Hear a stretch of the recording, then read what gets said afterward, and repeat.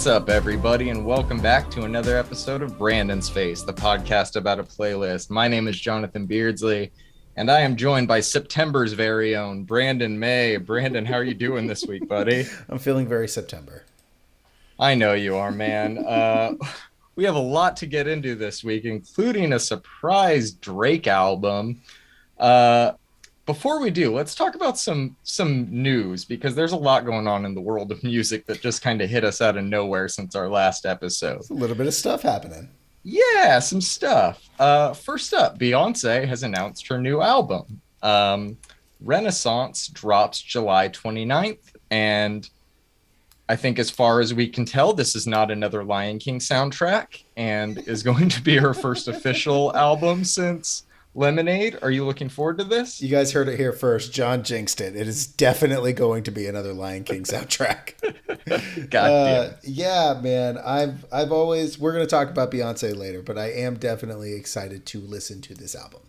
I am as well. And speaking of new albums, this new Drake came out of nowhere, and I know we're going to get into it later, but it ties into my last bit of news, which is sadly Joey Badass delayed his new album that we were supposed to be covering this week, quote unquote, due to sample clearance issues. But a lot of people are speculating that he heard Drake was dropping and pushed it back.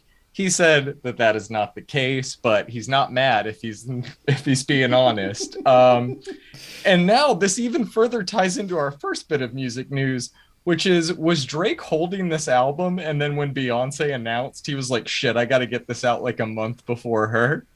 I don't know, man, but one of my favorite theories about this is that Joey Badass did indeed delay his album drop in order to let Drake have his week, and probably heard the album and was like, I probably should have dropped anyways. So yeah, I think egg on your face, Joey Badass. If you remember when Donda came out, and that was the same day King's Disease 2 by Nas came out, and we were like, is this going to be the best album all year? I was like, this is even the best album this week. Like, God, like it's crazy, man. I don't think artists should wait for other artists, but it's a game, and a lot of artists don't control that stuff, sadly, because I don't think he would have cared, but I think this was a label move. Yeah, that makes sense. And honestly, right. They could have very much told him that it was because of sample clearance. Yeah, very, very true, honestly. And when that album does come out, still no rescheduled release date for it announced yet. I'm very curious to know what up. Right. It better be immaculate. Okay, before we get into this week's songs and albums, please like, follow, subscribe wherever you can, wherever you listen. You can find us on all major podcasting platforms, YouTube, Instagram, Reddit, and our own website, which we have a release calendar on that you can check out. If you see us anywhere else, it might be a scam or fake, but say hi anyways. You never know. Might meet somebody new. You know, I read a story about somebody who made friends with a scammer and ended up really helping his village, so... That probably won't happen in this case, but probably not. We should throwing it out there. We should probably put a disclaimer on this episode. All right, man. Let's get right into this. First up this week, we have a new song from, is it Sid or CID? Do you know? I think that it's Sid, because I've heard that LSD is sometimes called Sid, so I think that makes sense for the genre. Yeah. The song is called Where I Want to Be. So I threw this on here because my boy Asai sent me this track. Shout out Asai. He knows I love tracks like this, and he sends me one every so often and vice versa. I like this track, but I mostly threw it on here because for a few days, the first song on this week's playlist was going to be Sorry by Royksop, which just felt like a fucking bummer to start the week off with every time I played the playlist. So I thought we needed something more up to start the week. I think this song's really good. I hope you enjoyed it. What do you think? You definitely accomplished what you wanted to do, and that bass line is fucking awesome. So, yeah, we pretty much have an unspoken rule that it better be a fucking jam if you text it. And I think we're both shooting 100%. It's pretty impressive. All right. Let's move on to this new one from friend of the podcast, Egyptus, his new one, Back Around. I know you know him personally, so please tell him if he does not listen to that the song is fucking awesome, and probably my favorite one that you've shown me of his so far. I really like it. It's kind of a stylistic departure, but this is a fucking banger, dude. Uh, he does this very well. I hope we get some more D&B from him because this is good drum and bass. I do too, man. Perfect, and it's perfect for like festival music in the summer, I think too. Yeah, yeah, I agree. Does he have any shows coming up that you know of? I'm not 100% sure. I'll hit him up. Sounds good. All right. Shout out to Egyptus. Shout out to If you get the Gyptus. chance to see him, go see him. He's probably playing around LA somewhere. Okay, let's talk about this Chemical Brothers unreleased mix of Cylinders, or is this an unreleased song? I cannot I think remember. this is an unreleased song. Okay, that's what I thought. I couldn't remember this on the actual album. I think this isn't the most interesting of the unreleased music we've gotten from them this year, but it's still cool to hear what they have in the vault. What did you think? That's kind of exactly how I feel. It's not my favorite Chemical Brothers song, and I can see why it didn't make it onto Dig Your Own Hole. But I'm loving all this Chemical Brothers content. Me too, man. They were on one in '96, were they not? they, wow, man, yeah, they definitely were. I think this is probably like right after. This is just a year or two after. Exit Planet Dust, their debut album, which is crazy to think that that was a debut album, released. So they were definitely kind of finding their sound. And I'm kind of glad that they didn't put this on the album, Dig Your Own Hole, but I'm super glad that we finally got to hear it. John, I need you to promise me something. What's that? They're about to go on tour, and if they come to your neck of the woods, you got to see them. I will try. We have quite a few concerts coming up, but you know I will definitely try to squeeze them in if at all possible. I have a question for you. What's up? All right, so this run of mixes and unreleased songs that they've been releasing, they've been kind enough to date. And they were kind of in this run at the time to where they were just, I guess you could say, at their early peak. They've had a few peaks, I think. What artist now do you think has a vault like this? Fuck. That's like a current art, not necessarily from their generation. Like, who do you think is a few albums deep in their career that 20 years from now we're going to hear this version of releases from whoever it may be? So I think that Dead Mouse has a ton of shit in his vault. I think that I do too. I think we'll probably hear some of it, but we'll never hear anything close to what he actually has. I know that Daft Punk has probably a ton of music in their vault, but we'll never hear that. I could see Justice doing something like this in the future, something along the lines of Woman B-sides or something like that, or Cross B-sides. Totally. I'm trying to think of anybody like on the rock end of things, but I don't think that I don't think that I can think of any. No, it's a hard parallel to draw. I would say like a wild card might be a Flight Facilities. They seem to only release tracks that they think are like their highest quality to the public and kind of shelve the rest. That makes But sense. yeah, only time will tell. I thought it was an interesting question to ask. So Yeah, it is. your first answer actually ties perfectly into our next release, which is this new single XYZ from Dead Mouse. This is the first upcoming single from the We Are Friends compilation. I can't remember what number that compilation is up to now. I think it's 4 or 5. I think this might be 6, actually. Got it.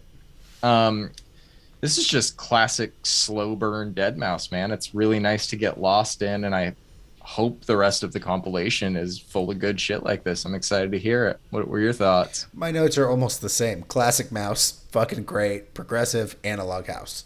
Just the We Are Your Friends mixtapes are always fun, man. They're always fun to hear because that's how I found I.O. That's how I found Rinzin. And I'm excited to maybe hear someone that I haven't heard before. Yeah, I think that people disappointed that we're still not getting a proper follow-up, since he hasn't released a proper single album since 2016, I don't think. His titles are weird. I think that it had 2016 in the title. He's so bad I'm not at that. Yeah, his albums, he's on the like Xbox naming system of like what the fuck is going on now.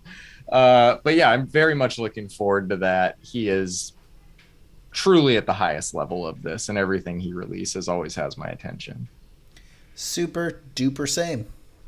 I am hoping that they stream that K5 live from the LA Coliseum later this year. That's going to be a fucking crazy show. I don't know if there's been a DJ set at the LA Coliseum since EDC. Oh man, doesn't that date us? That brings back good and bad memories for me, but yeah, it does a bit. I think that one, parking in that area is fucking terrible. So if you're going to that show, be very aware of that. Two, it is a horrible, horrible venue. It's not comfortable at all. But three, it's very historic, and I get why that they picked it if they were able to get the clearance for it. They don't have to deal with the inconvenience of the show. Only we do. Right, exactly. No, I think that's going to be a good show. I am also hoping that they live stream it, but I don't think that they'll do a live stream of the video. I think if they do anything, it'll be audio. I think live streaming sets are expensive. I do too. I do too. Bonnaroo was streaming on Hulu this weekend. I caught a little of Porter's set. That was fun.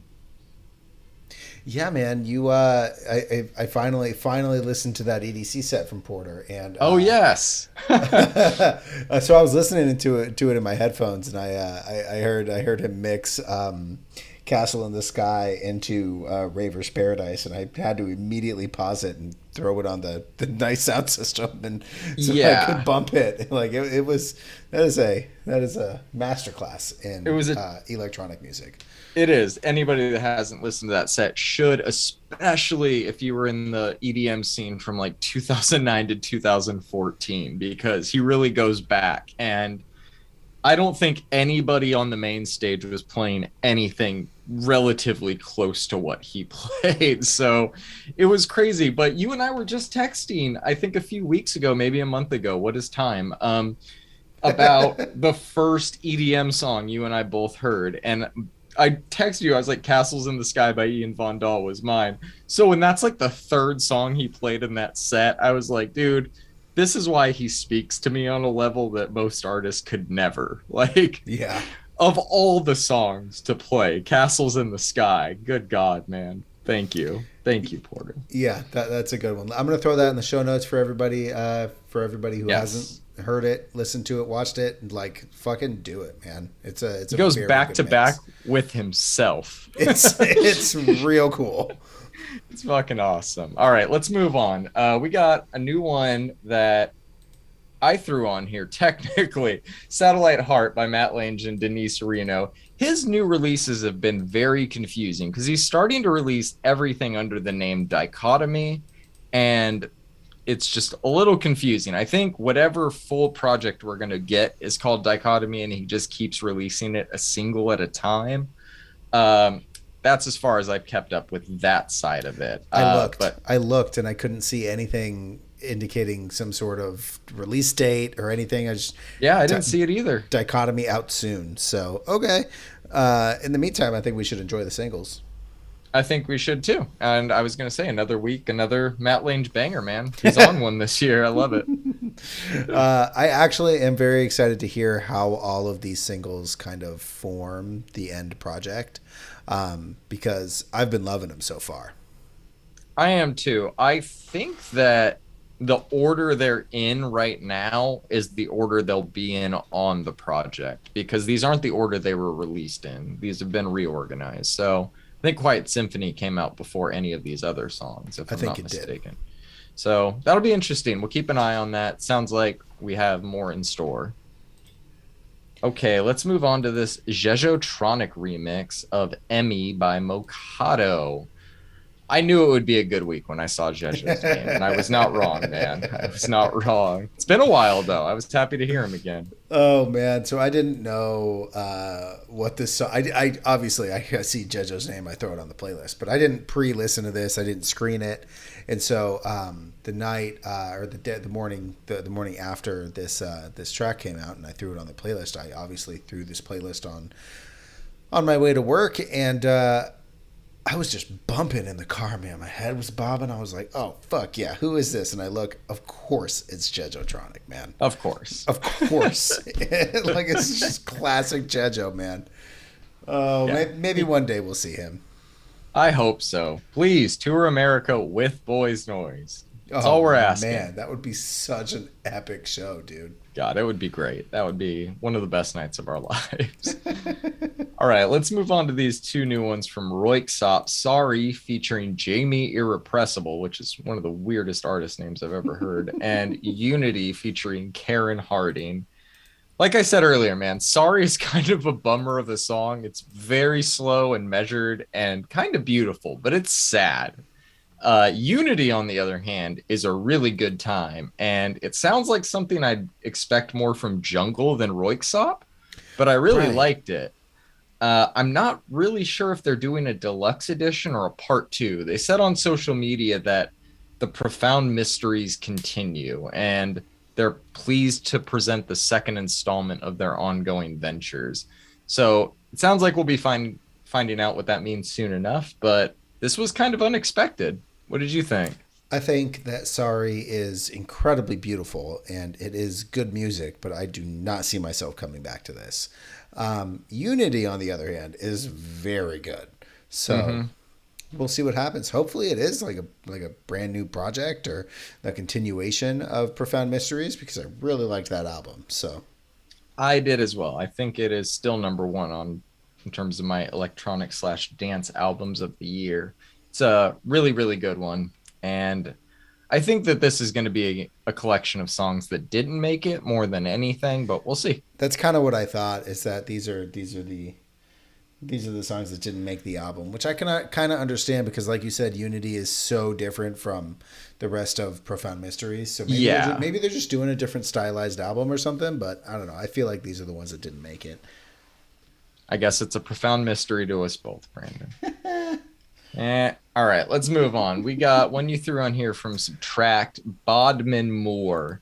A lot of people like this guy. I've never got it. What are your thoughts on him as an artist and this new song? All right, so that was actually my first question to you. Also, are you a Subtract fan? I'm not a fan. I am a passersby that really did enjoy Wildfire when I first heard it. When was that? Like fucking 2008 or something like that. It was a long time ago. Okay. I I like weird music, as you may already know, and this is both good and weird. Some of their music doesn't hit me as the way it maybe does for other people, but I enjoyed this specific track a lot. I wouldn't say I'm a huge fan, but I did dig this. So a lot of his music is real weird, though. Like it gets a little out of my bounds for weirdness, also.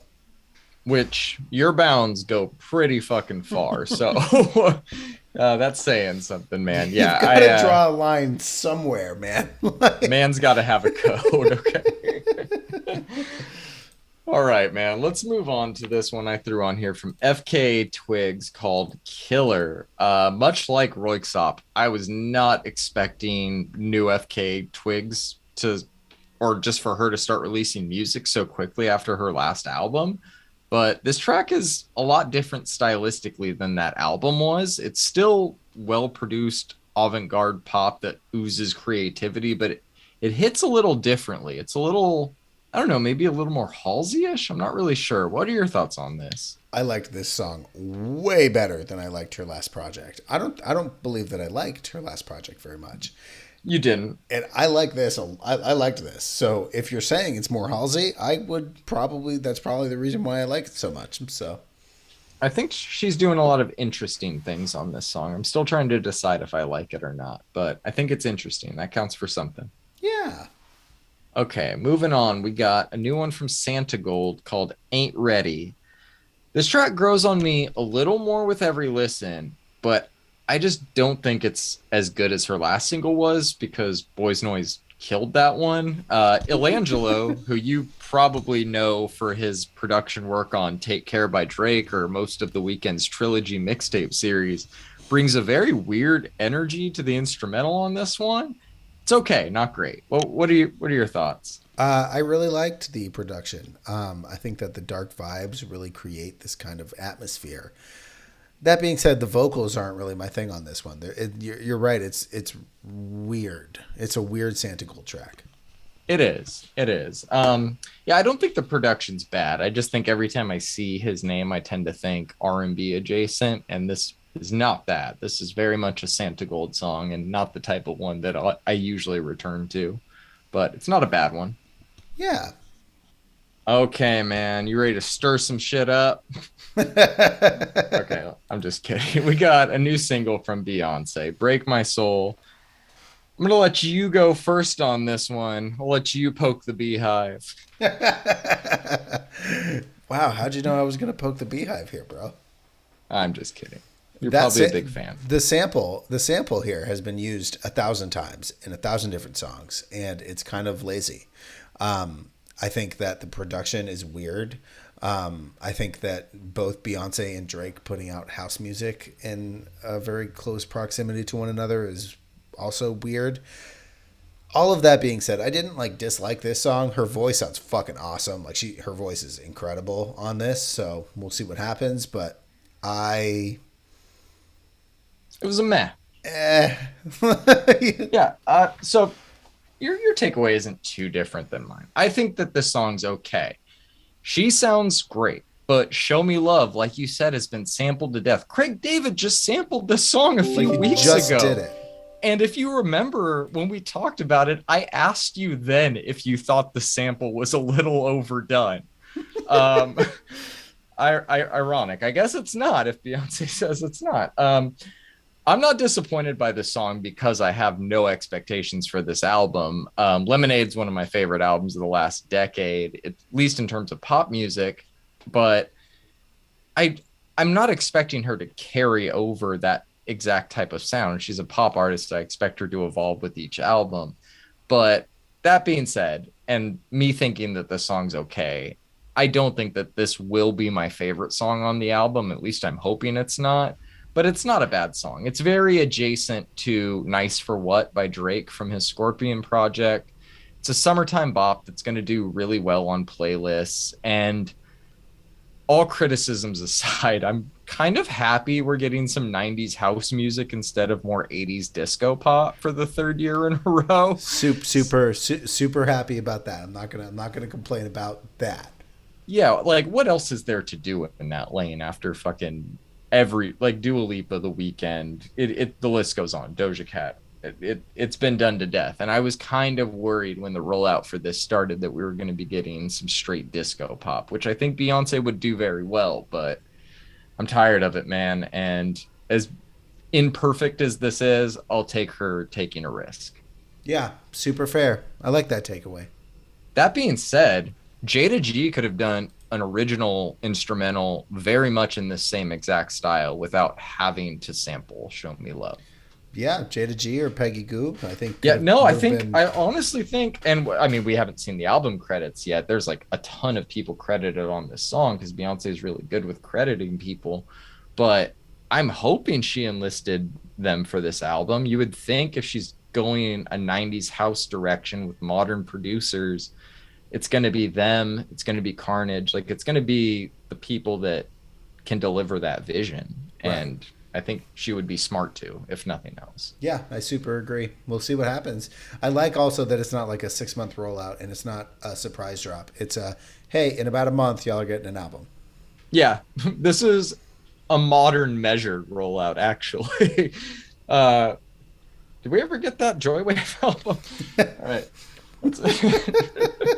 Let's move on. We got. I'm sorry. I had to say it. All right. So we have one you threw on here from an artist I've never heard of called Al Doms, called Haha featuring Pusha T. I'm assuming you added this because of the featuring Pusha T, right? Yes. Okay. What did you think of this one? I added it because Push doesn't miss.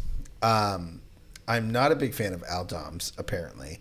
I've never heard of him before, but I'm not sure you can get away with saying that you're the best rapper alive when Push is on the same track. Overall, It's just kind of cookie cutter. It's kind of forgettable. This song, I listened to it like 3 times, and I don't think I'm ever gonna listen to it again. So Yeah, I agree. Aldom's, I didn't think he was bad. He didn't blow me away or leave me really like thinking about anything he said or the way he delivered anything. But I think Push delivers a pretty solid guest verse for what it is. That said, though, Nobu on the beach, it sounds like kind of a waste. Like, I'll eat mine in a restaurant, thank you, not like on the exactly. fucking sand. That's really expensive sushi. Like, don't put that near sand, dude. Like, they took it out of the water and cleaned it to bring it to your table. Do not take it back to the fucking sand. And also, the line about Rihanna making a billion selling powder is great. Yeah, And that will is a good probably line. That is a good that'll line. probably be slept on since he used it on a feature, but that should be recognized for the great line that it is. That'll All give you. right. Okay, let's move on to this Chance the Rapper and Joey Badass song called The Highs and Lows. I saw this release. I didn't see Joey's name at first, and I was not going to add it because I don't really give a fuck about Chance the Rapper. We'll review his album when it drops, but since we didn't get a Joey Badass album, I felt like we kind of had to add his feature that dropped this week. Um, oh man, this track isn't bad. They mesh pretty well together, but I just don't care for Chance the Rapper. And I'm pretty sure this is the same artwork from that Yeah Yeah Yeahs song. Is it not? Is this not the exact same artwork from that new Yeah Yeah Yeahs song? I'm gonna have to find it. It might be, bro. Dude, It might be very close. I think it's the same fucking picture. Like the same exact fucking picture. Anyways, those are my thoughts on it. Did you have any thoughts on this one? I did not love this, but I did like it. I listened to it a few times. I think Joey's verse is way better than the most of what Chance did on this track. So I agree. He still hasn't released the song about George Washington dying from slave teas. you know what, man? It might be the same photo. Dude. It might be the same I photo. thought I was tripping. I was like, is this a fucking soundtrack I don't know about? Like, No, man. what is going on with this? It might be the same photo. It's different. It is definitely different, but it's so similar. If you're squinting, that's the same. It's very similar, bro. Okay, let's move on, man. We got a new one from Coda the Friend called Father's Day. This is the most Coda the Friend shit ever. He just dropped a song called Good Friday on Good Friday, and now he's dropping a song called Father's Day on Father's Day weekend. I don't know if this is like a smart marketing tactic or kind of corny or both, but I like Coda, so I'm not going to hate on it. Stylistically, this is a Coda song. It's good. It's fine. What were your thoughts on it? It's Coda, so you know that I like it. I Yes. just like his music, man. This is actually the first of 2 tracks on the playlist this week to mention Reddit. Really weird. Interesting. Really weird. I guess he's referencing all of the drama that happened. And I looked up the thread that Coda is probably referring to, and a lot of people are obviously against what he was accused of. On Bitter? I'm against that also, but I at this point I just like his music, and if it's proven that he committed some sort of domestic violence, then I definitely will stop listening to it. But I don't think it's been proven, and until that point, I'm gonna still listen to his music. Does that make me a monster, John? No, that makes you not a judge or a jury in a man's trial that he's going to go through that we have no fucking information on beyond I think it all fizzled. an accusation. I think it all fizzled out. I just I don't get people caring about celebrities to the degree they act like they know who they are as people. Like he could be a fucking monster, and if that comes out, like you said, we will take appropriate action and change our listening habits as best we can. But in terms of like an accusation, like no, man, I'm not gonna throw somebody under the bus because somebody said something. Like Yeah, I'm gonna take the opportunity. I want to condemn all domestic violence, but I really like this guy's music, and No, of course. I really like listening to his music. It speaks to me. So we'll see what happens. But I think I just wanted to mention it because he threw out that Reddit hates him, and I actually looked up the thread from this song on the Hip Hop Heads Reddit, and everybody was like, "It's a good song. I like this guy." So I don't think he's right. I think he's wrong. I don't think most of I Reddit don't hates him. So I don't assume anything about in terms of like him as a person. Like I said, he could be what he's accused of, he could be what he says he is. But I will say his music does not give off the energy of an angry person.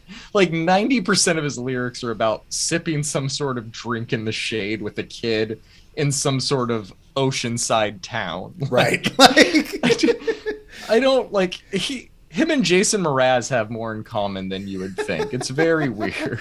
Mance is putting out some real serene energy right now. So He is. He is. But yeah, I figured I'd mention it. no. I appreciate you bringing that up because I was very unaware. I didn't even really think about the Reddit aspect of the song. I was just like, yeah, Coda, it's fucking Father's Day. We're gonna get fucking Arbor Day song coming up next. Yo, if he drops Labor Day, I'm about to lose it. Kind of surprising he did Father's Day versus Juneteenth, like the first year that it's like recognized worldwide as or nationwide as a holiday. And honestly, I'm kind of glad that he identifies with being a father so much, man. Like that's a big thing, I think. And yeah, I like that. And Did you go out over this weekend? I did not. It was fucking crazy. I went into the city not thinking it was Pride, Father's Day, and Juneteenth all in the same day. It's fucking wild, man. It was actually pretty fun though. There was good energy. Great party. Yeah, there was a busted fire hydrant like it was Harlem in the 50s. Like it was weird, man. That's amazing. Yeah, never seen that before. I loved it. All right, let's move on to this new single from Lupe Fiasco. It's the title track off his new album, Drill Music in Zion. It is Lupe spitting over jazzy boom bap, so of course it is very good. I think that goes without saying. I don't think it's great. I think if you're a fan of Lupe, you're going to like it. I don't think if you're a fan of Lupe, this is going to do much to convert you, but I think it's a good track. I really liked this, man. He just kind of floats over the beat, and this song actually got me pretty stoked for the album. So, have you ever heard his song Murals? That's on the one of the Tetsuo and Youth. Yes, I have heard it. I can't place it. I couldn't hum you the No, goddamn. melody, The song is like 10, 15 minutes fucking long, dude. Amazing. It's recognized as like one of the greatest rap performances ever. It's funny because it's just seeing his name brought this memory up, and it's one of, I think, the funnier things he's done. He was at a show of his, and he's just a dude that likes to talk to the crowd. And so he was like, I don't have a set. Like, tell me what you guys want me to play. And somebody was like, play Murals. And he was like, my man, like, he was like, give me $10. Like, give me $10 and I will do it. And the dude did. And he did the whole fucking song verbatim. Like, it's crazy that he has that awesome in his head, but it's like, nah, man, that's more than you paid for tonight. I think it's an incredible fucking thing to do, and it's great. The song is 15 minutes. Who am I, Tool? You see, it's spiraling out because of the Fibonacci theory. All right, man, let's move on. So we are going to fucking talk about this song. We added this a few weeks ago and it got pulled for some reason or another. It's Powers Pleasant, Maxo Cream, Eric the Architect, Baz, Kenny Mason. The song is called Overseas. And I know we both heard it before it got pulled from Spotify, but I had to add it again now that it's officially out because Maxo is so good on this track. I think he has the best verse and kills the hook, but everyone on this is good. And it's a really, really fun track that I'm glad is finally out. I love how they had Maxo open it because they just knew he was going to murder this. Mm-hmm. He just absolutely killed this. Do you like the best verse at the front or the back of a track? I think it depends on the stylistic nature of the music. with posse cuts, it's typically assumed the last person is the best. Yes. Like on Swagger Like Us, T.I. goes last. And Mm-hmm. while I wouldn't say he's better than Kanye or Eminem or Lil Wayne, he That has the verse best is. verse on that Yeah. song, and you can't follow it. I do kind of miss that, man. When we got Swagger Like Us, Forever, fucking Problems by ASAP Rocky, those cross label posse cuts we got back then were so much fucking fun. I miss that so much. Yeah, those are some iconic songs. I wish there was a way to know you're in the good times when you're still in them. All right, man, let's move on. I say that constantly. Life is sad. Yep. Uh, let's move on, man. Let's go into some R&B because we had fucking none of it last week, I don't think, or maybe one song. All right, first up this week, we got a new one from Babyface featuring LMA. The song's called Keeps On Fallin'. And I will very much, I'll admit it's weird calling a 64-year-old man Babyface, but in the name of R&B, I will respect it. I like this. It's a nice catchy duet with a nice beat to it. I'll take it. Did you have any thoughts on this? Ella sounds amazing. Of course she does. So obviously, I know that Babyface is super famous. Mm-hmm. I feel like Ella really took this song over, though. Yeah, no, this wouldn't be on the playlist without her. I think that goes without saying. Nice. Yeah, this is a very interesting duet, and I think Babyface sounds better than I expected him to, but she really shines on this. Where should I start? What should I throw from Babyface on my listen to next? Because I am just not familiar. I'm familiar with the name His work because with of Mariah Carey, but I would put, you know what? It's probably not his most popular album, but I would put Love, Marriage, and Divorce with Tony Braxton and Babyface just because I'm a huge Tony Braxton fan. But in terms of right. like his discography, you're going to want to go like probably The Day, like 96, The Day. But yeah, his album with Tony Braxton's my favorite album. I'll do that. I'll throw that on. Oh, well, I hope you enjoy that one, man. It was a lot of fun. All right. Nice. Let's move on to this new one from Chloe. It's called Surprise. It was also a surprise release. Haha, so clever. This is her third official single and probably her weakest so far. Would you agree with that? I really did like this, but I would agree with what you're saying. Yeah, I wish she would just drop the debut album already. Like I feel like this song wouldn't be so much of a dud if it was within the context of a full album. She sounds great, but the lyrics on this one just didn't do anything for me. I don't need you to pull your panties to the side that many times. You just do it once. You don't need to keep doing it every chorus. All right, well, let's move on. We got a new one from Diddy featuring Bryson Tilla. Diddy is starting a new R&B label. I didn't know if we talked about that yet. We might have, but if we didn't, I did hear about it. I fucking hope Nick Kroll is on it so that like real life is like get him to the Greek and he's just having a panic attack every morning in meetings. Um, a lot of older producers linking up with younger R&B singers this week.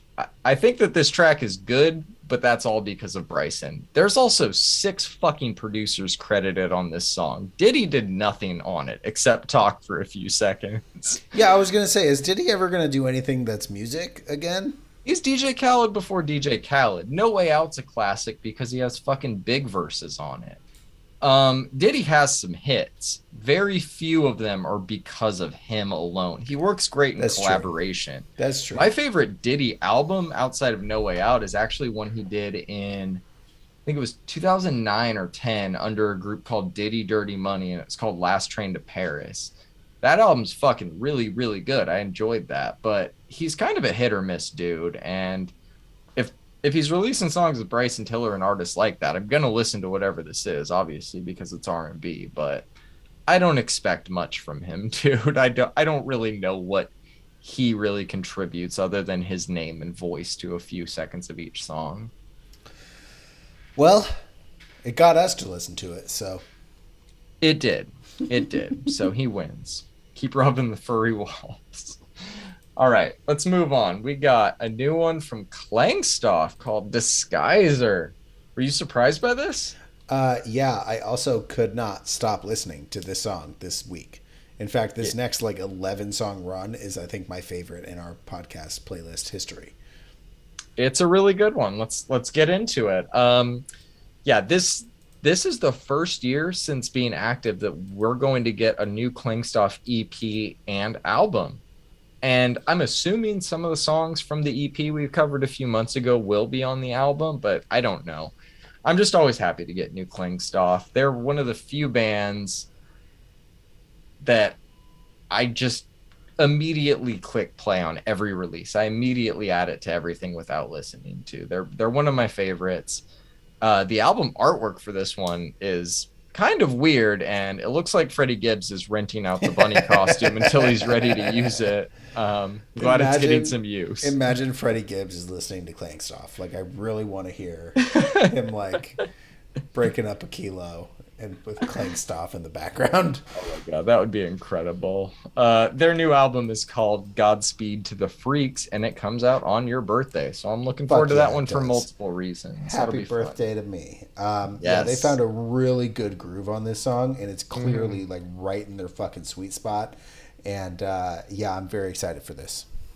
I will say this will be their third album. I thought they'd be a little more popular by now. Like, I think they're doing well in the Netherlands in that area, but I don't know what's taking people so long to catch on that they're legitimately one of the best bands out right now. You know, I'm seeing them on Indie Heads a little bit on the Reddit, on the line, and it is happening. Their name is getting out there, but it is definitely a slower roll than you'd expect. They should be opening on the Smile tour, man. That'd be a good spot for them. Absolutely. I know Tom York listens to this podcast, so Tom, you got to get on it, bro. They did appear in an episode of South Park. You never know what they'll actually do. All right, God, man. that episode's ridiculous. This guy's a crybaby. It's so good, dude. The tears of unfathomable sadness. I quote that so much. Wow, Scott Tinneman. All right, let's go. Oh, now I want some chili. All right. So next up, we got one you threw on here from the band called Mount Silver, and the song is called Dragonfly. I was wondering what your obscure indie ad for the week would be. Never heard of these guys before, but this is a good track. This is their first song on Spotify, so it could be their first release ever. Okay. I hope you listen to this more than once, because it actually took me a few listens to really like it. I think it's really good. The first time I heard it, I was like, wow, this is neat. This is good. And by like the 8th time I had listened to it, I was like, oh, this is fucking great. They've got like this classic rock style with like modern influences. It's right up my alley. I'm not sure if it's up your alley, but I think this is probably a Reddit find for me. But man, like I really dug this. No, I liked it, man. I give it a thumbs up. I approve. Nice. Thumbs up. All right, let's move on to this new one from Biba Doobie called 1036. I thought that this one is really good. Might be my favorite of the singles she's released for this new project. I think it's mine too. Yeah, I'd have to revisit the others before confirming that, but she's just the gold standard in alternative indie pop right now. Her output rate is really high, and her quality never drops off. It's fucking crazy. Yeah, her voice is now immediately recognizable to me. Yeah. Oh yeah. It's so soothing in like a weird way. I love it, man. Yeah, it's very good music. I really liked this. Yeah. We're looking forward to going to what's her new album called? Baytopia. Yep. Would you rather go to Baytopia or Travis Scott's Utopia? I think we all know the answer to this. Wait, who's doing security at Travis Scott's Utopia? Right. All right. Let's talk about this new Young the Giant song, Wake Up. So I will be straight up with you, man. I've heard of this band before, but I don't think I've ever listened to them before this track. Wow.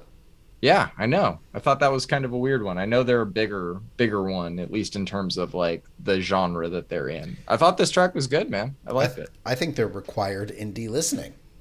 Interesting. I own some of their music on wax.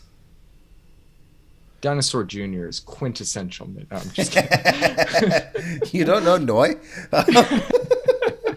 Every time. Every So, time. well, you answered my first question, which was, are you a Young the Giant fan? I really like them. This song is really fucking catchy. I kept playing it all week. Their new album is called American Bollywood. It has been announced, but no release date yet. Oh, for sure. Well, we will definitely be breaking that one down when it comes out. I'll keep an eye on social media for a release date for it. Let's do it. Okay, let's move on to this new one from Porcupine Tree called Rat's Return. What are your thoughts on this? Are you still loving this rollout? Absolutely. Um, the I kept coming back to it, man. This next week's album drops are going to be a lot of fun. The riffs on this track specifically are really good. I think it's really easy to compare some of their stuff to Tool, but I think that this one kind of sets them apart a little bit. They have that kind of Between the Buried and Me feel to the riffs on this one. Yes, yes. Their I sound didn't want to is say it. their sound is really varied. It's clearly not anywhere near as heavy as No, them, no, they but it's reminiscent of it. for sure. They've got that kind of style. Their sound is varied, as is evidenced by all of the singles that they've released, and I really just cannot wait to hear how they structured all of these singles into an album and get some other album cuts from it. I think we're both gonna have fun breaking this one down, man. I hope so. I don't know, man. I feel like our tastes diverge a little bit when it's come to them so far. Like, I really like a lot about this song. I don't know if I love this song. I think the guitars on it are great. This is actually the least they've sounded like Tool to me. I think that's been a common criticism of mine, or at least just I've had the inability to separate the two or like kind of think of them as their own band when I'm listening to some of the singles we've heard. This one didn't give me that. I thought this was one of the strongest we've heard. I'm very much looking forward to the album. I don't know how I'm going to feel about it quite yet, though. Well, we'll see. I have a feeling you're gonna like it, and if you don't, then I'm still gonna make you listen to Old Porcupine Tree because you need to. We're going first album when they weren't even a rock band. We can. Don't threaten me with a good time, John. Dude, I'll make you listen to like pre-famous Bare Naked Ladies if you do that to me. I'll play I Remember all night. BNL or multi-platinum artists, okay? All right. We got another one you threw on here from Hot Mulligan, Drink Milk and Run. Great song title. This is just really good pop punk, man. I like this. Have you ever heard of this band? No, never. Me neither. Why are we just now hearing about them? They are extremely popular. They're fucking awesome. This song just slaps, and I'm definitely diving into their discography. This is right up my alley. Yeah, man, this is just to the point, full of personality, and it's fun to listen to.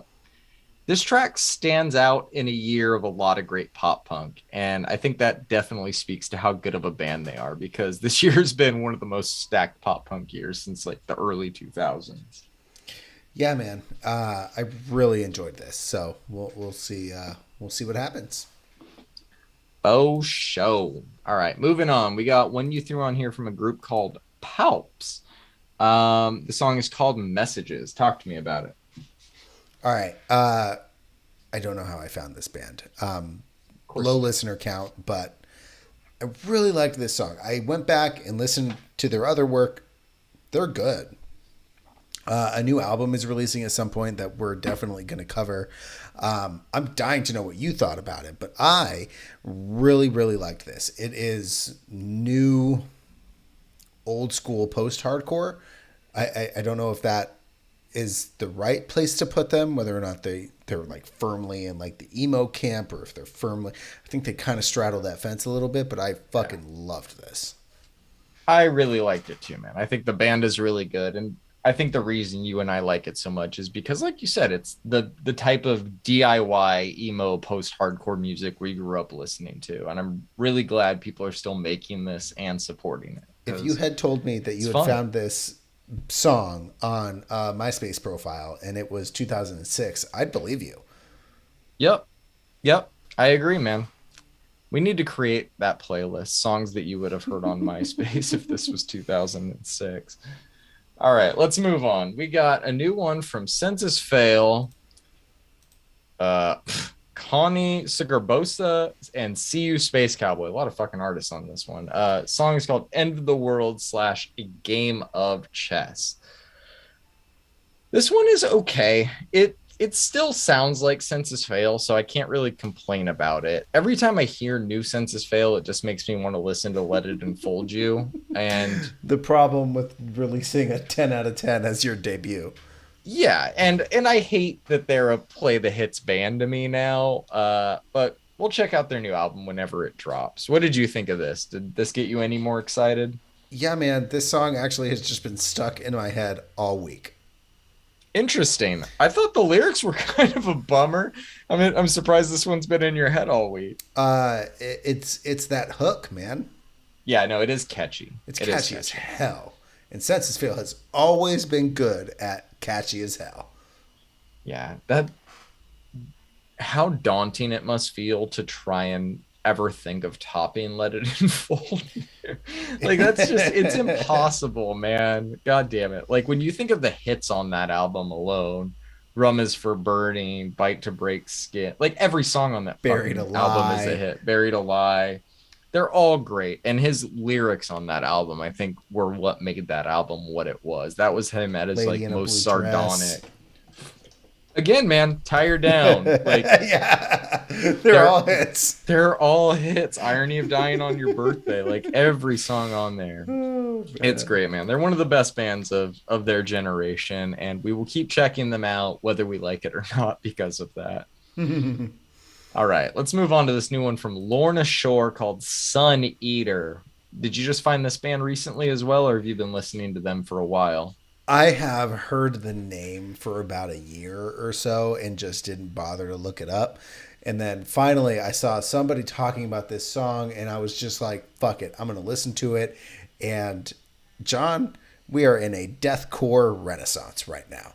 It took me down the rabbit hole of the last 3 years of deathcore, and I needed to know what you thought about this song. I thought that there was some incredible guitars and drumming in this song, but the combination of death metal and power metal just didn't really strike the right chord for me personally. I knew you were going to love this though. I pictured every new development in the song was the Vince McMahon meme evolution for you. I could picture it in my head. It's so good, dude. I'm glad you liked it. I'll definitely check out more music by them, but I didn't enjoy this one as much as you did, unfortunately. They have a pretty eccentric, is that the word? He's like a new vocalist for them, I think. That's one of the words, yeah. Will Ramos, and he did something pretty cool. I will throw it in the show notes. It's an hour-long video, but I did end up watching it because after hearing the way his vocals can range, I needed to see what he was doing. He flew somewhere to go see some doctor that would scope his throat as he death growled just to see what was happening. Oh my god. It's pretty cool, man. That sounds bizarre. It is bizarre, but it's wildly interesting. Just watch some surgery footage in your free time. That wasn't what I was planning on doing that day, but I had an extra 30 minutes, so I did skip through that video to get to the good part, and it was pretty neat, man. I am not going to be watching that one anytime soon, so I'm going to take your word for it. Oh, Sounds man. interesting, though. All right. I do not need to see the inside of his throat while he growls. All right, let's move on. You threw this one on here from I Prevail, Body Bag. Look, man, this is a good track. It's heavy, it's relentless, it's just melodic enough, and I'm excited to hear what their new album sounds like when it drops. I think it's called True Power, and that's going to drop in August this year. What did you think of this? This is exactly what you'd expect from an I Prevail song. It is both heavy and very poppy, and I like it. Are they going to get back-to-back Grammy nominations for it? I don't know, man. Maybe. They're very popular. Yeah, their popularity is always very surprising to me, but you're always quickly reminded of it when you see shit like this. Fun side note, they just announced a tour to support this album, and the co-headliner is Pierce the Veil, who have not played a show in 5 years. So that could be Wow. interesting. I'm hoping we get new Pierce the Veil music this year. That would be incredible.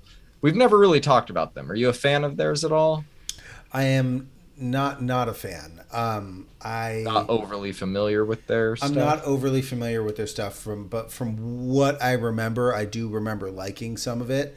I have, believe it or not, and one of the reasons why I'm so hungry for metal this year is that these last 2 years is that I kind of skipped out on metal for years and really only kept going back to some of the constants in my world. And so I'm Sure. actually having a lot of fun. 'Cause like I said, we're in a deathcore renaissance right now, and I'm not saying that lightly. I think that heavy music is coming back in a big way right now, and I think that bands like I Prevail are kind of putting it on the forefront. So yeah, I'm gonna listen to some. I actually already threw them on Pierce the Veil. I already threw them on my listen to next playlist, and we're gonna see what happens. Oh boy, that is a fun discography. So much to pick apart with that. I look forward to talking with you about that one day. We'll save our conversations for their actual music for another day. I just wanted to know if you listened to them at all.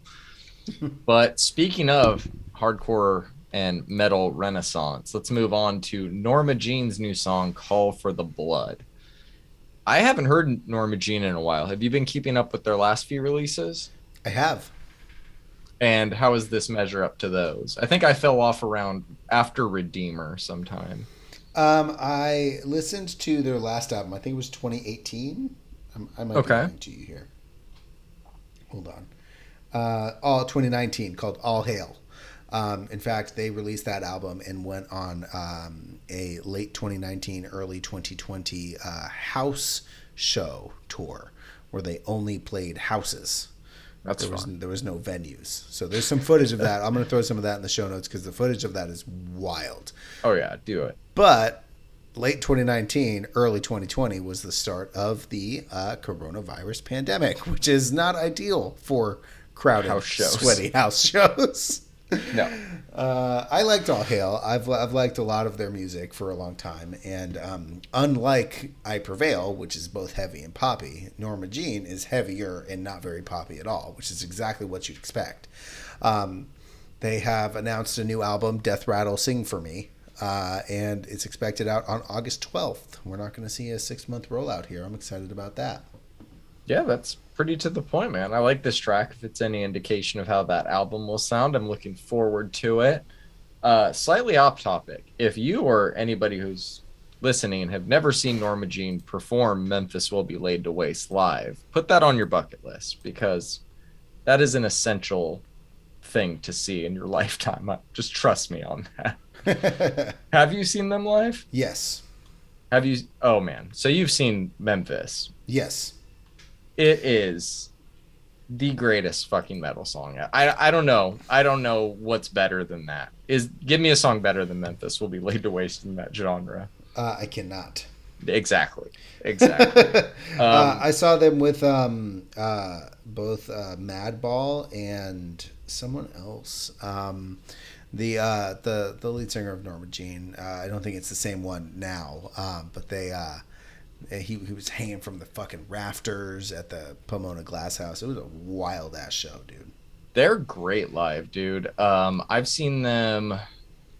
I think I've seen them 3 times, but I saw them twice at their peak. And one of them was a MySpace secret show with Seosin, which was very bizarre, kind of 1-2. They were really good, but they weren't even the headliner. Very crazy atmosphere, though. And then I saw them headline a few months later, actually, it might have been a year later, with The Chariot, who is the original singer of Norma Jean. So he came out at that performance and they both did Memphis live, which was really Oh cool. yeah. The only permeation of Memphis live I haven't seen yet is with what's his name, Aaron from Me Without You, doing the actual spoken word bridge live, which would probably just make me melt into a puddle and die if I heard live. Oh man, that song is great. I just wanted to talk about it for a minute because I love it so much and I have so many good memories listening to it. Definitely. All right, let's move on to this EP from Psychomantis that you threw on here called The Decadence of Decay. Tell me about this. You had to listen to a lot of metal this week, John. I did. It wasn't that bad. I actually met one of the members of this band at the Failure show that I went to, and they mentioned that they were in a grindcore death metal band, and I had to get the Whoa, whoa, details whoa, about whoa. it. Nope. I'm going to have to stop you right there, buddy. They are a tactical espionage metal band, as says so on their Spotify. Sorry, just had to correct this. I think that there is huge potential here. They write almost catchy death grind, which is actually kind of difficult to do if you ask me. I think Dying Fetus does that really well. I loved the riffs on Decadence of Decay, and I think they have some opportunity to grow in a number of areas, but I did enjoy listening to the CP, and if you are in Hemet, California, they are probably playing somewhere around there soon. Go check them out. Are you aware of what the death metal or the heavier music scene is up in your neck of the woods? Um, you know what? I am not too sure what the local scene here is.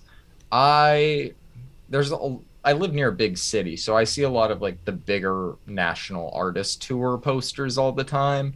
I don't really see what the local scene is. So I have no fucking idea. I imagine, especially as you go up close north, like to Seattle, it gets a little more metal, but I don't see like a giant subculture of it where I am at the moment. No. Neat. Yeah, I would say I don't know, man. It seems to be, I think, more hip hop here than anything. Interesting. Okay. Neat. Yeah, man. What did you think of the CP? I actually thought the CP was pretty good. I could see myself standing along the outer circle of a pit, trying not to get hit in the face to it. So Pushing motherfuckers back into the pit is what you're hold, supposed to do. I do the hold the fist out. All right, man. You ready to get into the albums? I'm ready, man. Let's go. Okay, first up, we have Drake's surprise album, Honestly Nevermind. I'm going to go first on this, if that's okay with you, buddy. Take it away. This album is fucking garbage. I'm just going to say that first and foremost. It sounds like he's just it sounds like trying to listen to 808s and heartbreaks through a fucking cement wall is what it sounds like, man. He took like what people liked about Passion Fruit from his playlist album More Life and tried to make an entire album out of it, and none of it works. The vocals are fucking terrible. His falsetto is like nails on a chalkboard. Some of the production is good, but some of it's really bad. Currents is up there for the worst songs I've heard all year, and I would have been just fine never hearing the Jersey Club Bed Spring sample for the rest of my fucking life. Like, Jersey Club music does not need to exist outside of Jersey or SoundCloud in 2012, and as far as I'm concerned. And I can't believe Black Coffee produced that song of all the fucking songs on the album. Outside of that song, I think most of the production is okay. But this is just one of the worst vocal performances I've heard in a long time. The album isn't just bad, though. It's incredibly boring. The last track with 21 Savage feels tacked on as a gift for making it through the fucking album. But even that song did nothing for me personally. I gave this one a 2 out of 10. I don't have a favorite at all. Like, I don't like any of these songs. I like some of the production aspects on Flights Booked. So I'm going to say that's my standout, but this feels like a lose-lose situation. What are your thoughts on Drake's quote unquote 7th studio album? All right. This is not what anybody expected, and I have to say that some of the production is actually pretty cool. Black Coffee is the executive producer on this album, so even if he doesn't have like credits as like production credits on individual songs, he was probably involved in every single track. Executive producing, yeah. Yeah. This is not pleasant to listen to. His vocals are just trenched in auto-tune. The way the production is forced to not progress. As a Black Coffee fan, because you and I reviewed Subconsciously last year, and we've been talking about Yep. Black Coffee since he released Pieces of Me back in 2016.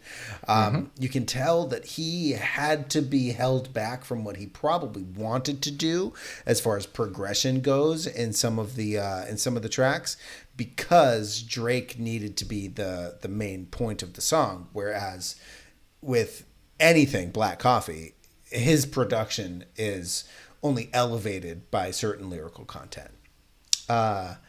This is not the case here. Currents is a garbage song.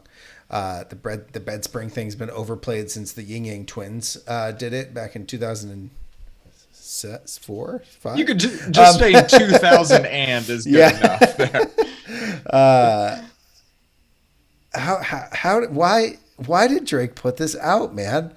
I think I had a better time. There's a few theories. I think I had a better time listening to this album than I did Certified Lover Boy, actually, but it is a miss.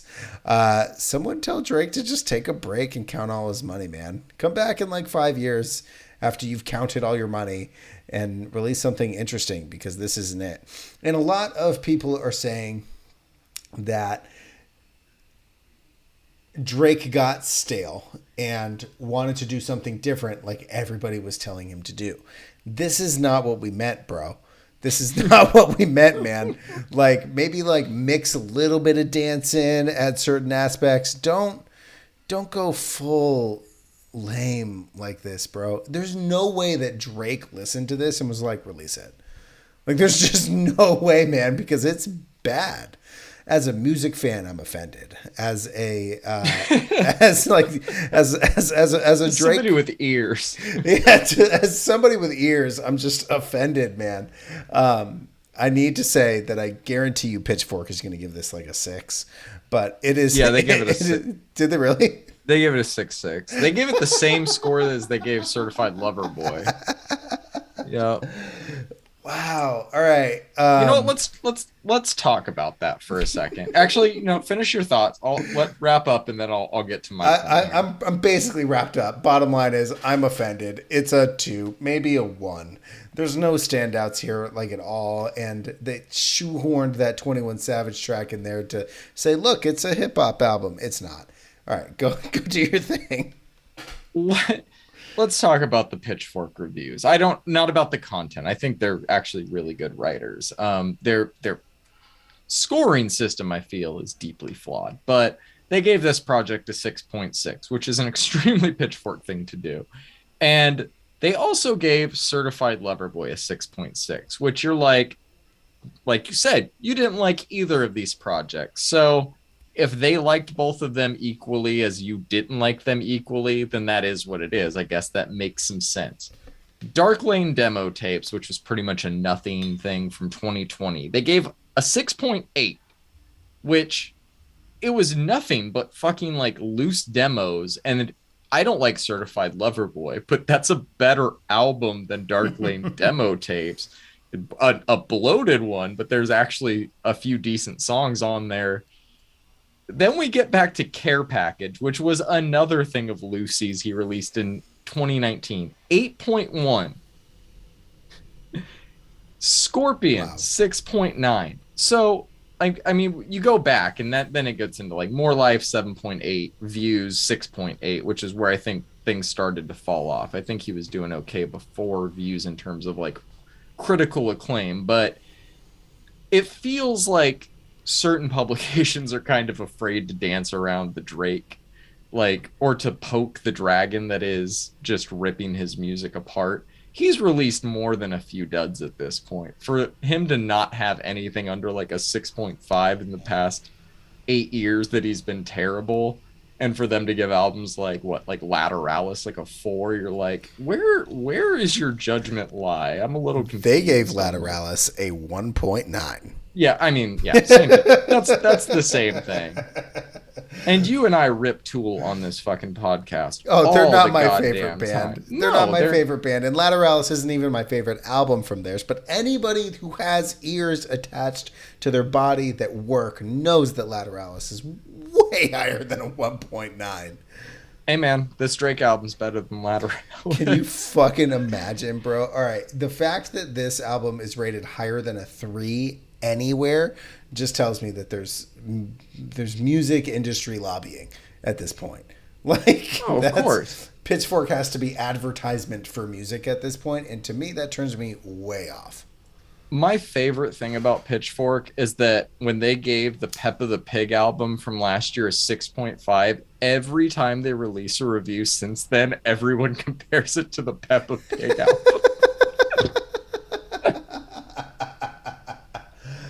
Oh So man. it's like, dude, they'll give like what Kendrick only got a 7.6. He got 1.1 point better than the Peppa Pig album. It makes no fucking sense. Oh man, I had no idea they did that. I haven't read that review. Oh For my anybody god. else who is apparently allergic to Pitchfork, we're going to throw it in the show notes. So avoid the show notes if you don't want to be exposed. Oh man. I love reading and listening to other people's reviews. I respect everyone's opinion. I some of them blow my mind for sure. Yeah, this is honestly, I my notes say a 2, but it's a 1, man. I'm never coming back to this album. There's no way that I would come back to this album because it's not good. If anybody liked any parts of the production on this album and thought, wow, maybe he had like kind of a vision, just ignore your current thought process and go directly to Black Coffees. Yeah, listen to Subconsciously. Go directly to Subconsciously or Pieces of Me, and you'll find out exactly how far held back Black Coffee actually was, because both of those albums are fucking timeless. They are incredible. I think you and I both gave Subconsciously a 9 last year when we reviewed it, because Yeah, it was really good. Incredible. It's a great album. I even it's funny. I put this album on and I started listening to like the first like 3 tracks, and I was like, yeah, I'm just gonna listen to Subconsciously. I did eventually finish this album, and I probably should have just gotten it over with that time, but It's funny because a few songs, I can't remember what artist it was, but you're like, I hope you listen to this more than once. And I did. I listened to all the songs on here like 3 or 4 times minimum. But I listened to this Drake album once when I wrote my review, and I have not listened to it since. I have no plans to. I know what I heard it. I know what it sounds like. It's not for me. And splitting hairs between a 2 to 1, if you're breaking that down, that's 1 star out of 5 either way. That's what right. this album is. So Yeah, yeah. all right, man. Speaking about fighting over music opinions, let's fight over this next one because I already know you and I are split on it. Let's dive into Logic's Vinyl Days. I know you have a review written. I just want to know, is it positive or negative? Yes. Is your score closer to a thumbs up or a thumbs down? Closer to a thumbs up. All right, then you go first because I want to know what you like about the album, because sometimes your passion changes my mind. All right. Well, that's fair. All right. Start off, 30 fucking songs, Logic. You had to give us 30 fucking songs. Also, it's still under an hour and a half, which for a 30-song album is a little weird. Anyway, there's a couple of misses here, man. And here's something I'll give you. Logic is corny as fuck.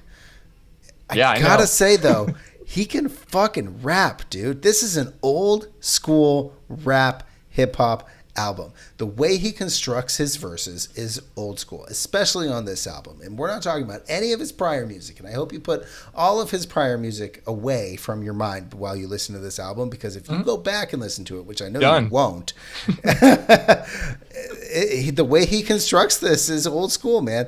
He's not the best rapper alive, and telling everybody just how good you are all the time kind of begs towards the fact that you really just kind of project your insecurities. But he also mentions Reddit in one of these tracks.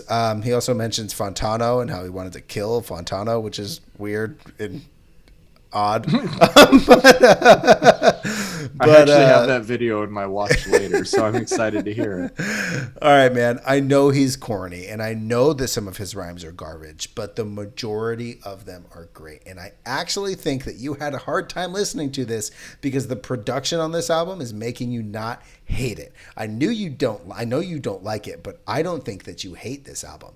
I know it. I'm not going to sit here and stand Logic. I'm not going to say that he should or should not retire, but I enjoyed listening to this the 2 times that I did. And even if I won't be coming back to it very often, I enjoyed it. I gotta love how he actually thanked everybody that worked with him by name at the end of this album, and I think that's really cool, man. I enjoyed this album way more than I disliked it. I gave it a 5. That's why when you asked is it positive or negative, It's in the middle.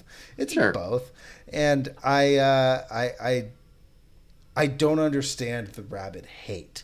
I understand disliking, but you got to give him credit where credit's due as a music fan. So take it away, Johnny. Well, first of all, that was a good review. I feel like you articulated what you liked about him while admitting some of the glaring criticisms that are easy to state about this album. The 30 tracks, the 800 voicemail interludes, the multiple crypto bars. Multiple. It didn't take 2 minutes in this album to get the first crypto bar, Brandon. And there's, God damn it, 30 fucking songs, dude. Yeah, personally, I don't get it, man. I hear what you hear, and I respect your point of view. If you like him, I'm not going to try and make you not like him. That is never the goal of a negative review of mine. I can't quite tell you.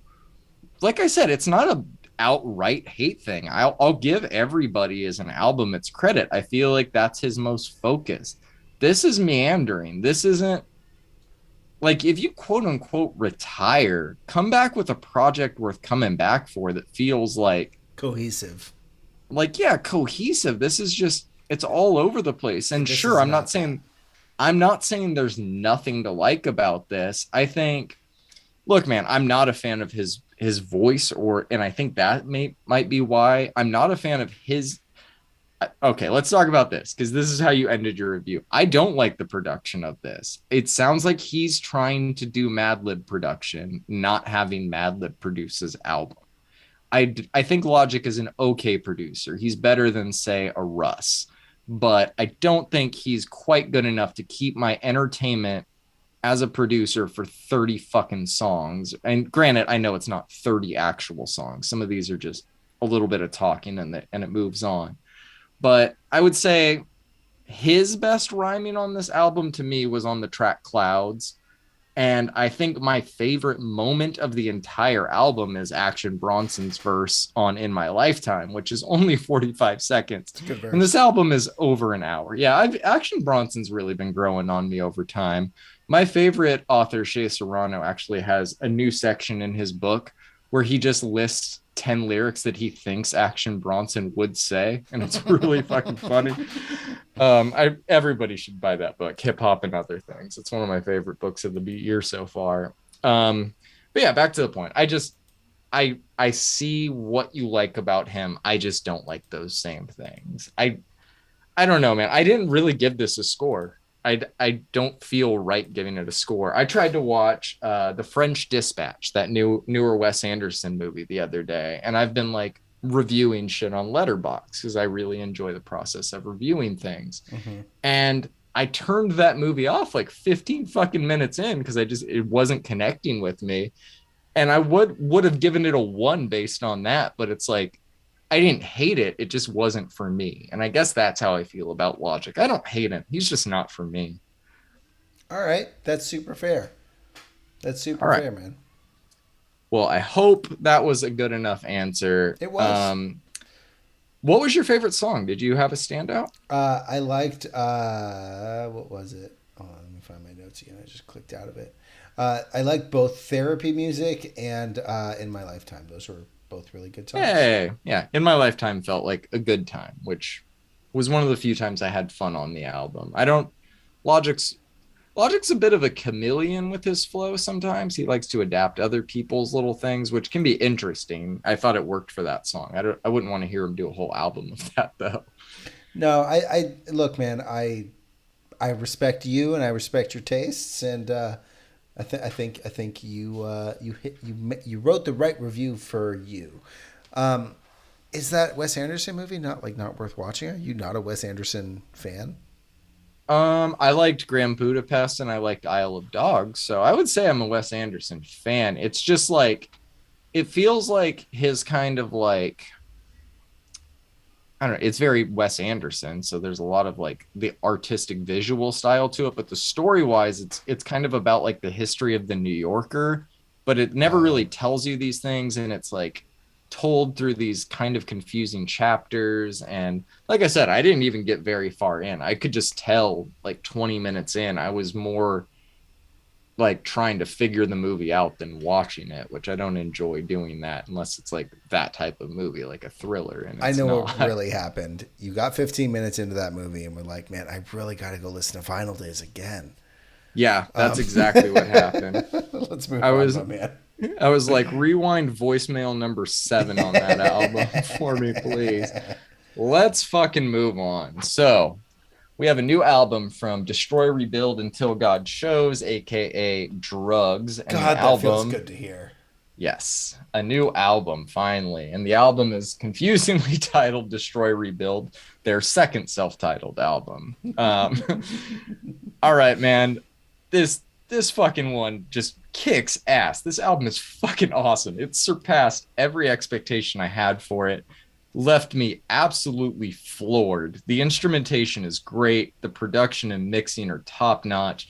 Craig Owens' vocals sound better than ever. So crisp.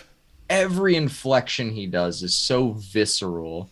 His screaming has only gotten better with time too. He sounds like a fucking pterodactyl on a few of these tracks. These songs balance being anthemic and emotional with the heavier aspects of their music perfectly. And this isn't an album full of like formulaic post hardcore. It's an album full of everything I miss about the height of the scene. Howard Benson was the perfect producer for this album, too. He has a way of making the theatrical elements of bands like this really shine, like those fucking strings on What's the Code. Perfect example of that. That song is a perfect example of what all modern anthemic emo should sound like, melodic enough to sing along to and heavy enough to bang your head to. Fuck yeah. And I knew I was going to like this album. I wasn't expecting to love it as much as I do. I've listened to it every day since it came out, and I don't plan on slowing down anytime soon with this one. This this one shot straight to the top of my rock albums of the year list. I don't know if it's number 1, but it's definitely in the discussion, which is saying something. And it's hard to pick a favorite on this album. I love all of it, but the 3-song run of What's the Code, Gravity, and Waiting on You is probably the one I return to the most when I don't have time to run the album front to back. But gun to my head, I'm going to say Gravity is my favorite song. All I gave right. this one a 9 out of 10. I loved it. Hell yeah. Hell What yeah, are your man. thoughts, buddy? Craig Owens sounds fucking awesome on this record, man. Along with the deathcore renaissance, we're having a post-hardcore renaissance. This is consistent all the way through. There are bangers at every single fucking corner.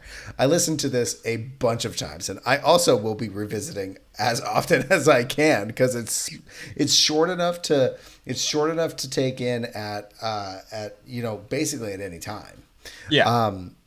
I don't really have many other notes than that, man. There's nothing super like revolutionary about it. It is just pure post-hardcore in the best fucking way. Great cleans, great screaming, great riffs, couple of breakdowns, catchy hooks, and well-written choruses. You can't ask for much more. Great drum fills too. Oh, Insane drum fills. it's all so good, man. I also gave it a 9. I cannot stop putting on Satellites in Motion. Just his inflection on Satellites when he sings, it just fucking gets me, man. It's like the word satellite was created for Craig Owens to sing. Right? Like, I agree, man. I'm glad we're aligned on this one. It's a fucking masterpiece. Great for them. Welcome back. right. This is real good, man. Came out of nowhere too. We had no idea this was coming at the start of this year. Right. Just hey, we're back. Like, Hey, Drugs is back. Okay, it's fucking Cinematic Sunrise releasing a new album next year too. Like what? New Isles and Glaciers. We're gonna do a new Sound of Animals Fighting. Let's just do all the Craig bands. yeah, let's just do all of them. I have a Sound of Animals fighting vinyl, and that Do thing you really? makes people so uncomfortable if I put it on. Oh man, they are so insane. They're a weird fucking band. Anyways, but Anthony Green and Craig Owens in technically the same band is like what everybody should want. Right. All right, let's talk about this new Foals album. You ready? Let's do it.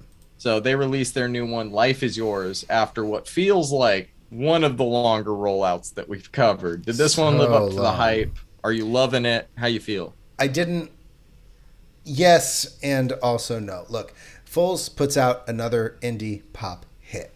They are nothing if not consistent. There's fun songs that are really easy to listen to. They've got this kind of funk, danceable edge to them that just makes for fun records, man. This record is no exception. I enjoyed listening to it. I really like the structure of all of the synths on a lot of the tracks. I love the riffs. I love the pop sensibility.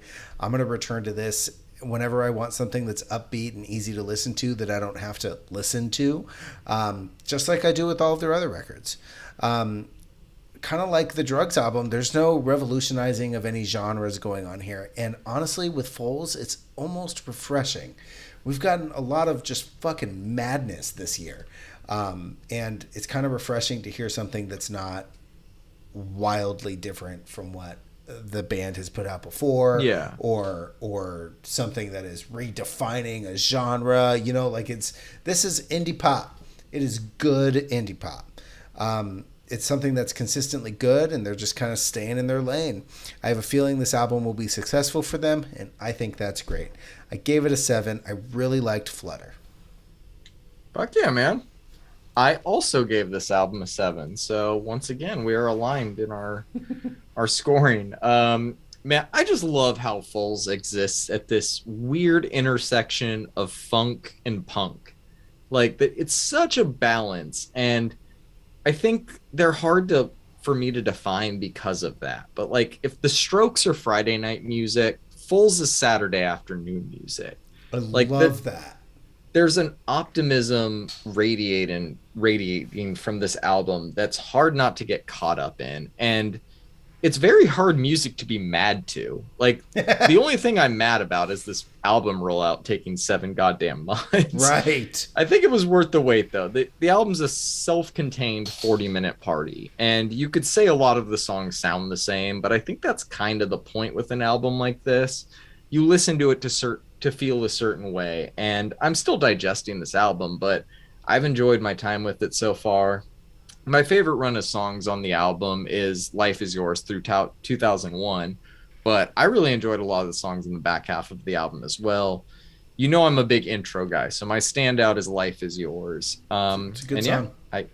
we both gave this one a 7. I think that it's a pretty solid score. It's a good album and a nice entry into their discography. Yeah, man. I agree. Okay, let's wrap this week up with this new release from Perfume Genius called Ugly Season. I, d- I don't think we've talked about Perfume Genius other than on the Yeah Yeah Yeahs song, That correct? that is the only time we've talked about it, and I'm going to stop you right there, and I'm just going to jump in right now. Jump in, buddy. We were just talking about it, about Perfume Genius, and how much I liked their last album, Set My Heart on Fire Immediately. This is nothing like that album. This is a lot more avant-garde than his other stuff, and I think you should definitely listen to Set My Heart on Fire. I think that this is going to get an 8 out of 10 on Pitchfork, and if somebody wants to pull it up, they can prove me right, because they just It did. love it. Did oh man, I'm on fire today.